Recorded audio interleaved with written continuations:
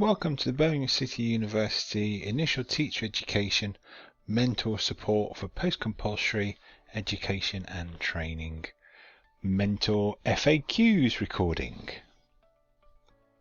Whether you're an experienced mentor or if this is your first time supporting a trainee teacher, the presentation will offer details based on frequently asked questions for both the BCU and our partner delivery teams across the region. A series of FAQs have been developed across the years from feedback of former mentors, and therefore we've offered responses to many of these. Hopefully you'll find them useful. So let's start with, do you have to help your trainee with their assignments? Well, our assignments are based largely on the trainee's professional development across a range of teaching, learning, assessment, research, inclusivity and professional development topics. So they need to build knowledge and skills across a wide range of areas. Any support is wonderful, but their focus in placement should be on supporting your students. There is no reason for them to miss any sessions or take time out to complete their academic work at the expense of their students. We offer a wide range of support in class sessions and tutorials to help them through their assignments, which are evenly spaced across the course, allowing them time to meet both the academic and placement expectations. Professional discussion, guidance and support would be valuable to the trainee in completing their assignments, and pointing them towards further reading or useful resources, or discussing their work is always useful to their development. Do remember though, this needs to be their own work, and therefore please do help them, but allow them opportunity to complete the tasks themselves. Do they have to attend staff development? Well, staff development is a core aspect of any teacher's life within the sector, and while they are developing their classroom knowledge and skills, they do need to be aware of their placement expectations relating to staff training. This will be a valuable addition to their professional development, and the whole placement experience is invaluable to this development, so it is a big yes. Make sure that they are up to date on all of the policies and staff training that's available within your organisation. What times are they supposed to be in placement? Good question. This will depend on the PCET course that they are taking and can be discussed with their professional development tutor or course leader as you develop their teaching schedule. While in placement, however, they should behave like all employees, and in some cases, of course, they are in service or employed trainee teachers. Classroom teaching is just one element of their development, so ensure that they have other roles and responsibilities befitting their development stage. This may or may not include working weekends or evenings, but should always be discussed with the trainee to ensure that they have the facility to provide this service. Are they supposed to engage with extracurricular events? So, for example, we might be talking about parents' evenings, open days or marketing events. So, yes, where possible and where discussed with the trainee teacher. Experience of these extracurricular activities are all part of the teaching experience.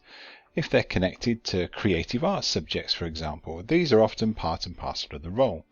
But any opportunity for additional interactions with the different elements of college life are essential in the trainee's development and wider experience of the everyday life of a teacher within the sector. Can they be tutors of a group or have a tutor group? It's not essential, but if there is opportunity for them to take on this role, it would offer them insight into the different elements of teaching within the sector. If it's not possible, allowing the trainee to shadow someone in that role would be invaluable to their development.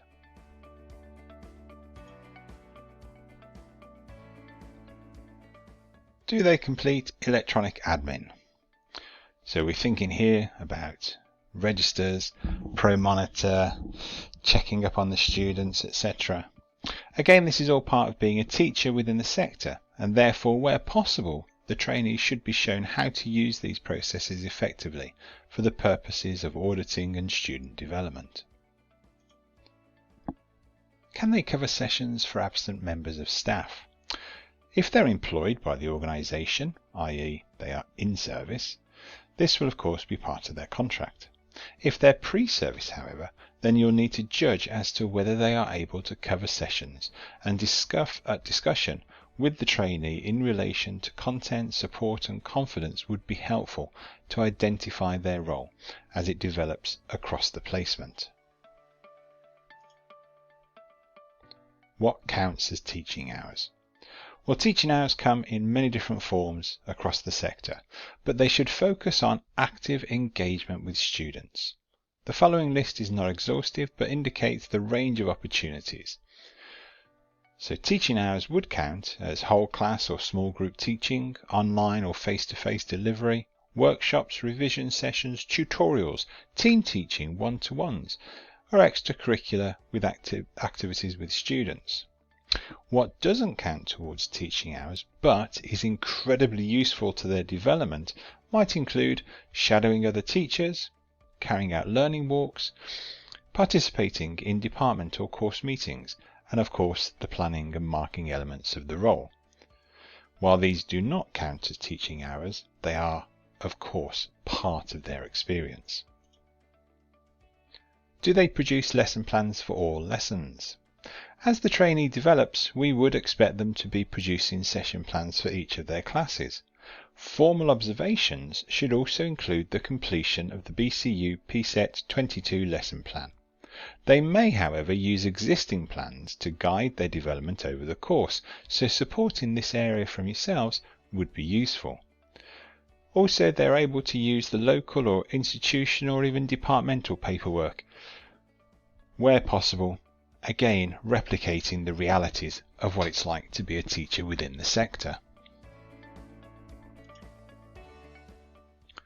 Do they have to produce schemes of work? There is no expectation for trainees to produce a scheme of work for their academic modules. However, we do host sessions on these and use a series of scenarios across the course that involve the creation of schemes. Therefore, they will learn how they're constructed.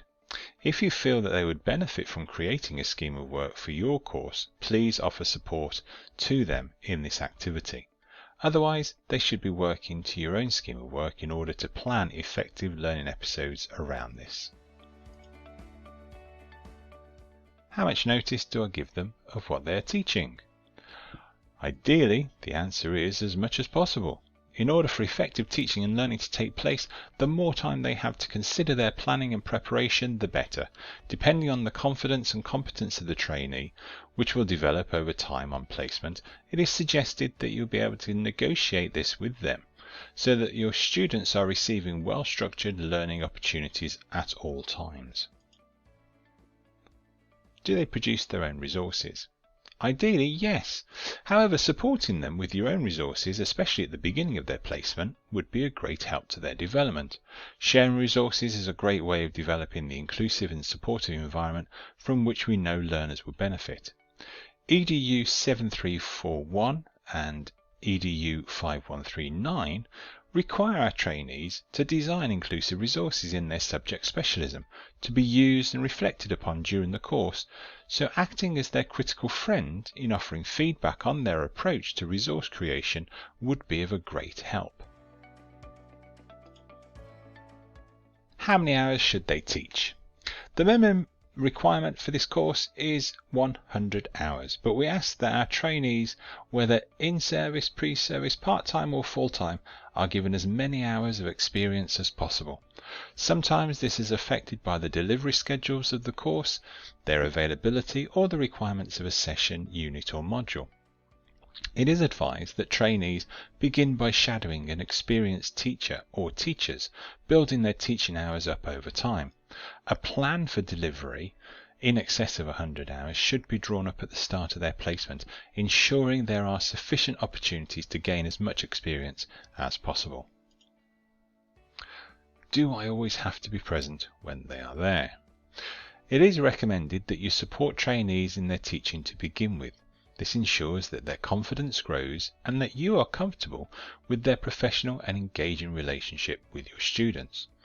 Over time, you may feel that the trainee is more than able to deliver on their own, in which case leaving them with the students would be fine. Remember, they will possess an enhanced DBS, which is the requirement of the course. How are final attainment levels calculated? Trainees are assessed against the 4 areas of subject knowledge and pedagogical development, planning for learning and assessment, classroom and learner engagement, and professional development. Each of these areas reference the ETF's professional standards at the level of early career teacher. The assessment is made from lesson observations, critical reflections, discussions with the mentor, and other related evidence gathered from their course. We are focused on the trainee teacher being able to demonstrate an all-round development in their teaching skills and knowledge. Levels of attainment are further supported by our formative descriptors guidance, and while the ETF's professional standards support an understanding of their development, this may occur in many different ways, at different speeds depending on the individual trainee and the opportunities they are afforded to them. By the end of their placement, we would expect them to have attained the level of developing or secure across each area.